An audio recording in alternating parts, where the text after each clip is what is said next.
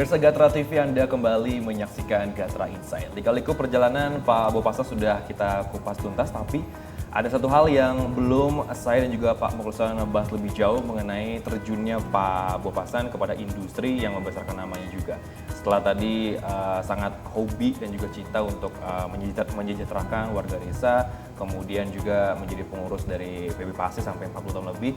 Nah, dari Pak Mukhlisan tadi bilang dekat dengan beberapa jenderal atau juga lekat juga dengan era Orde Baru, kemudian reformasi juga, dan sampai mencicipi dunia bisnis Pak Bopasan ini. Kira-kira setelah mungkin dekat dengan Presiden kedua Bapak Soeharto ini, apakah itu memang menjadi cikal bakal Pak Bob menjadi pengusaha sukses seperti sekarang ini? Kalau kita lihat, kalau kita baca ya dari beberapa biografi dan juga mungkin di Kupas di Gatra sekarang, memang cikal bakal beliau jadi pengusaha sebenarnya memang dipupuk dari dulu awal ketika kerjasama dengan Angkatan Darat gitu, karena memang beliau kan dibesarkan di lingkungan keluarga Angkatan Darat karena ayah angkat beliau Pak Gatot Subroto salah satu petinggi di Angkatan Darat di Jawa Tengah gitu. Dari situ Pak Hasan kenal dengan beberapa petinggi yang lain, kemudian melakukan ya salah satu kegiatan bisnisnya memberikan bekerjasama dengan Angkatan Darat waktu itu. Nah, ketika pasca kemerdekaan gitu ya, dan ketika Pak Harto jadi presiden, mungkin salah satunya memang keandalan Pak Hasan memang salah satunya di bisnis. Dan mungkin ketika waktu itu belum banyak pesaing gitu, karena mungkin ada banyak kesempatan, mungkin salah satunya mungkin ketemu dengan petinggi perusahaan kayu dari Amerika, Georgia Pacific. Kemudian beliau dipercaya untuk menjadi perwakilan di Kalimantan, kemudian akhirnya perusahaan itu dia pegang sendiri gitu kan.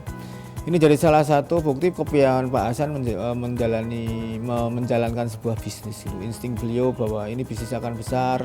Kemudian bagaimana beliau memaintain industri ini jadi sebuah yang bisa menguntungkan bagi negara gitu.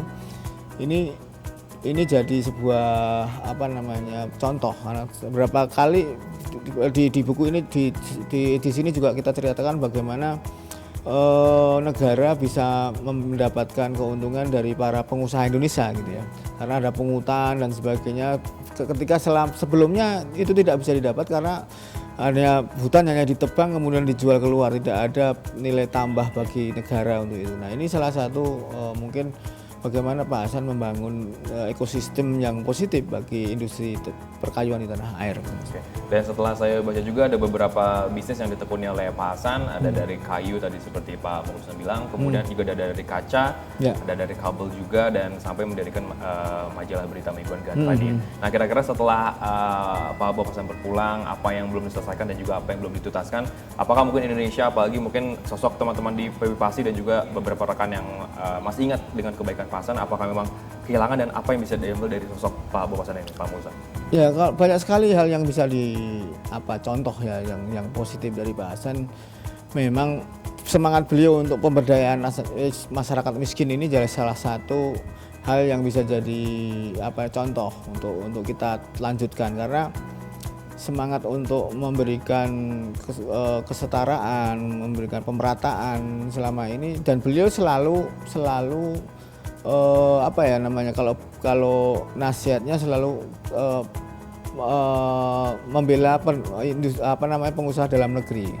Jangan sampai kalah, intinya semangatnya jangan sampai kalah dengan pengusaha dari luar negeri atau organisasi-organisasi dunia yang selalu mengatur gitu, atau negara-negara besar seperti Amerika yang selalu mengatur. Beliau selalu memberikan catatan atau misalnya analisis sangat tajam terkait misalnya kepentingan asing, kepentingan kepada Indonesia.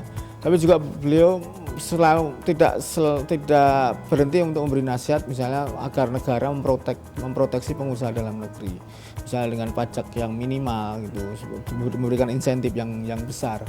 Nah, ini yang perlu juga dilihat bahwa banyak hal yang memang semangatnya, misalnya ketika beliau jadi Menteri Perindustrian dan Perdagangan waktu itu, beliau hanya memangkas banyak karyawan di situ, kemudian menonjolkan orang-orang yang bisa bernegosiasi di luar negeri. Ini salah satu hal yang memang perlu dilihat, bahwa kepentingan Indonesia sekarang yaitu di situ, bahwa bagaimana kita bisa bernegosiasi bagaimana kita bisa mengalahkan negara lain dengan cara diplomasi.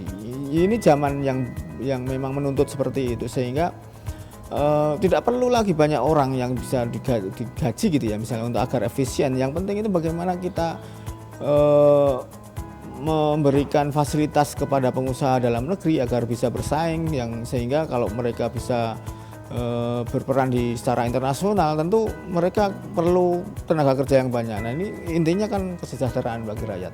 Oke, baik pemirsa Gatra TV, Gatra Insight akan dilanjutkan setelah segmen berikut ini. Tetaplah di Gatra TV.